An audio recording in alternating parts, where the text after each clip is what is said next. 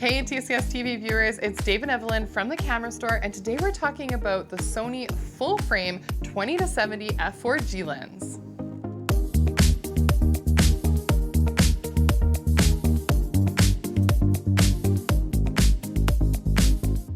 Evelyn, we're really used to 24-70 lenses on the market. Now, Yeah, they're so 2.8 popular aperture lenses, but they're the bread and butter lenses, one of the trifecta lenses that every professional uses.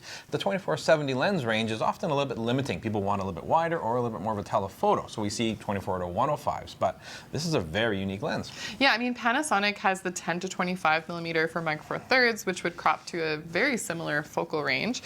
But then you also have the 20 to 60 in their full frame series. However, that's like a very small kind of plasticky lens, very consumer, where this is a more full-featured, higher-end G-series lens. It has a lot of exciting things about it. So we're going to get into some of those details. We're going to tell you who we think this lens is for and any limitations with it as well. When you first get your hands on this lens, it is a relatively lightweight lens, but it doesn't have the same fit and finish as a G Master lens, although it is really well built. Yeah, it's definitely a more compact lens. It's 488 grams. It has a 72 millimeter filter thread in the front. We have some weather sealing. Yeah, we do have a clickable and a declickable aperture ring, which is nice to work with as well, because I think this lens is really going to appeal to a lot of content creators. We're always looking for like the most versatile one body, one lens kind of combination, and this lens really suits a lot of people's needs. Definitely. I think it has a lot of versatility to it. I love how small and compact it makes your package, and it also has I mean, being this wide angle zoom lens, it would obviously work well for travel, landscapes, things like that. Those are the first things that come to mind. But then also for the video production side, because you have a little bit of that extra wide angle reach on the wide end, you also are able to use it for video and some of the features that Sony has put in their new cameras. So for example, we have focus breathing correction that does crop in slightly, as well as if you have digital image stabilization. So if you're using both of those features, having the extra wide angle ability will actually make it so it gives you just that extra flexibility in your shooting. And being more of that affordable price point, being a G-series lens, I think it would be such a nice pairing if you wanted to get one of the more entry-level full-frame cameras, so maybe the A7 IV or even the A7C. I think it would be such a wonderful pairing.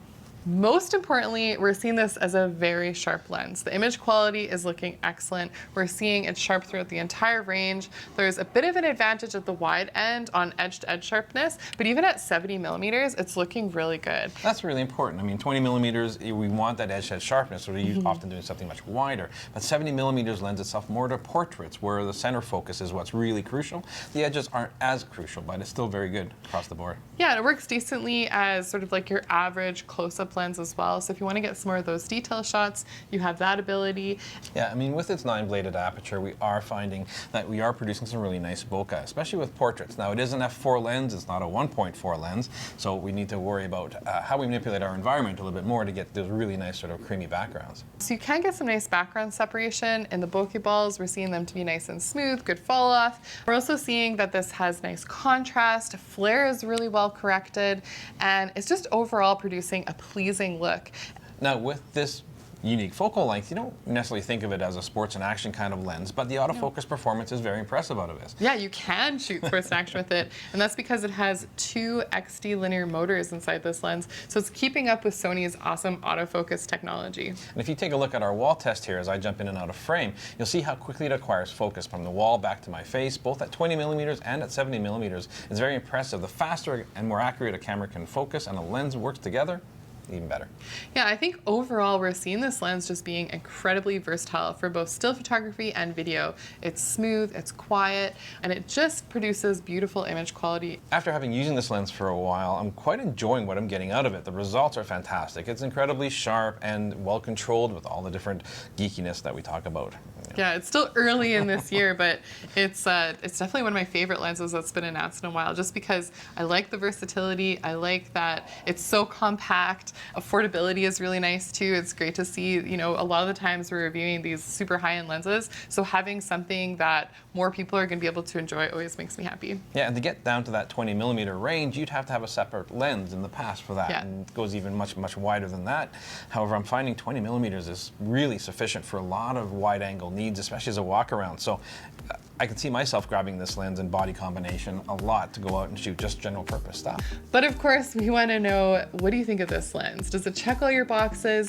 Is this something that you'd add to your kit if you're already a full frame Sony user, or are you new to Sony full frame? You're thinking about getting something. Would this be a good pairing for you? Let us know in the comments below. And is this the most versatile lens that Sony has in their offerings these days? Make sure you follow us both on Instagram. And if you're new to our channel, please subscribe and hit the notification bell so we can catch you again very soon.